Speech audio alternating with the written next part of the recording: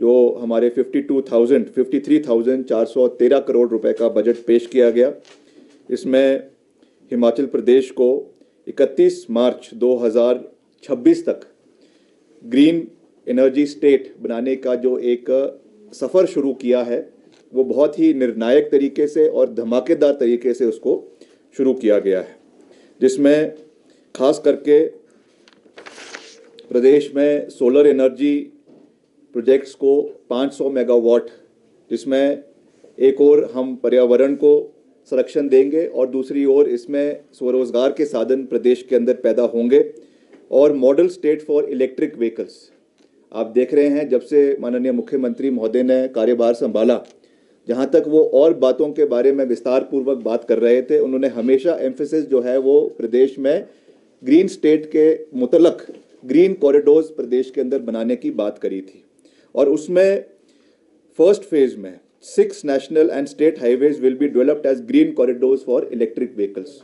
इसमें जो हमारे 4 लेनिंग के प्रोजेक्ट्स प्रदेश के अंदर NHAI द्वारा हो रहे हैं, और उसके अलावा जो हमारे नेशनल हाईवेज जो हमारे डिपार्टमेंट द्वारा करवाए जा रहे हैं, उसमें से कुछ सड़कों को चिन्हित किया गया है। जैसा मैंने कहा कि फर्स्ट फेज में 6 नेशनल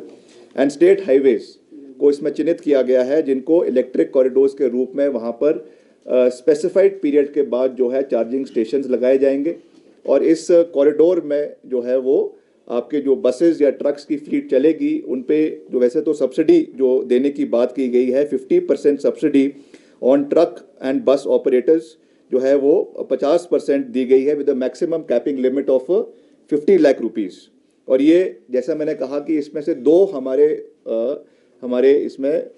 जो है आपके टारगेट सिद्ध हो रहे हैं। एक और जो हम स्वरोजगार के साधन दे रहे हैं, हमारे युवाओं को 50% सब्सिडी पर जो है वो ट्रक्स और बसेस लगाने के लिए पैसा सरकार की ओर से दिया जाएगा। साथ ही साथ शिक्षा की प्रणाली को मजबूत करने के लिए जो माननीय मुख्यमंत्री महोदय का सबसे बड़ा एजेंडा था कि उन्होंने हर विधानसभा क्षेत्र में Rajiv Gandhi day boarding schools खोलने की जो घोषणा करी है। और ये कोई आम स्कूल नहीं होगा, it will be a state of the art school which will be spread over 50 bighas of land. 50 बीघा के ऊपर ये ज़मीन चिन्हित करके वहाँ पे ये बनाया जाएगा, और उसमें ऑडिटोरियम होगा, स्विमिंग पूल होगा, और हर वो फैसिलिटी जो एक प्राइवेट डे बोर्डिंग स्कूल में होती है, आप दिल्ली के किसी भी स्कूल में चले जाए, उस लेवल की क्वालिटी एजुकेशन वहाँ पे जो है वो इम्पार्ट करवाई जाएगी। उसके लिए भी हमारी स्कूल वचनबद्ध है। हमारा अपनी विभाग की बात करूँ, PWD और हमारा जो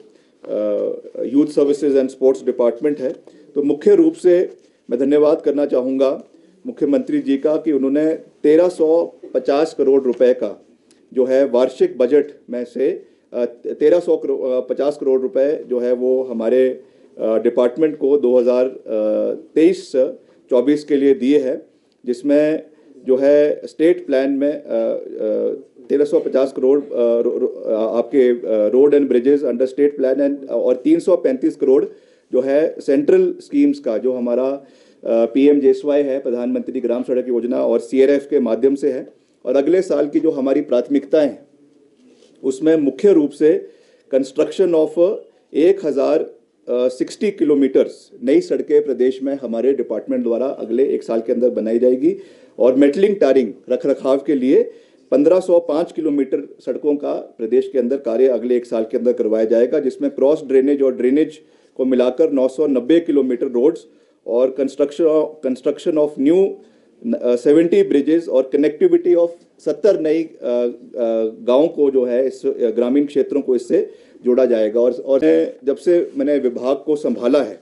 तो मैंने एक बात पे बहुत ध्यान दिया है, क्योंकि PWD डिपार्टमेंट जो है हमेशा से जब हम विपक्ष में रहे, कई आरोप और प्रति आरोप की वजह से डिपार्टमेंट का नाम जो है वो कहीं ना कहीं खराब होता दिखता आता था। इसलिए हमने पारदर्शिता लाने के लिए डिपार्टमेंट में ये निर्देश अपने डिपार्टमेंट को दिए हैं कि जितने भी कार्य, एक तो मैंने कल विधानसभा के अंदर ही कहा है एक प्रश्न के जवाब में, कि जो हमारा नाबार्ड में और आपका जो स्टेट हेड में जो भी कार्य प्रदेश के अंदर हो रहा है, उसमें PWD डिपार्टमेंट ये पॉलिसी लेकर आएगी कि एक ठेकेदार को केवल 2 काम दिए जाएंगे, और जब तक वो कार्य पूरे नहीं होते उनको तीसरा काम प्रदेश के अंदर नहीं दिया जाएगा, जिससे एक गति जो है वो धीमी पड़े हुए विकास कार्यों में जो आ गई थी वो उसको हम गति दे सके। और दूसरा, क्योंकि अक्सर ये देखा जाता है कि प्रदेश स्तर के ठेकेदार ही इन कामों को ले लेते हैं और जो एक जो यूनिफॉर्मिटी और एक जो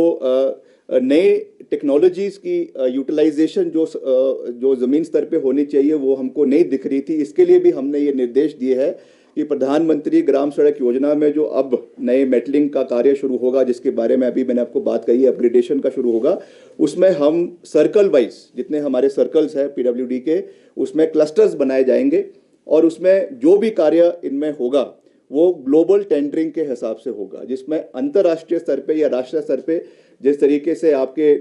4 लेनिंग के लिए national highways authority of India द्वारा ग्लोबल टेंडर्स लगाए जाते हैं, इन द सेम कॉन्टेक्स्ट उसको प्रदेश के अंदर हम लागू करेंगे ताकि विश्व भर से या देश भर से कोई भी इसमें पार्टिसिपेट कर सकता है। पारदर्शिता भी रहेगी, यूनिफॉर्मिटी रहेगी और समय रहते हुए जो है इसमें कार्य पूरा होगा। ये हमारी एक सोच है जिसके लिए मैंने मुख्यमंत्री जी से भी निवेदन किया है।